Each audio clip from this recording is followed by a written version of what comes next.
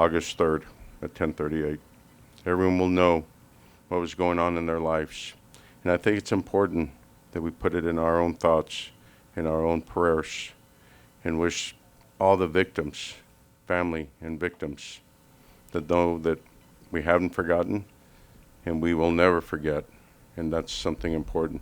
And we will always continue to be El Paso strong because we are a community of love and care. And we didn't need this to tell us that, but we continue to show it because we've always been that community.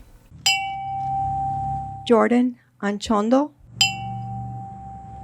4 years ago, our community came together, and our community is still together today. Angelina Silva Egglesby. But it's really important Gloria Irma Marquez. that it's about the victims. It's about the families. It's about our city. It's about our neighbors, people in Juarez, people in Mexico.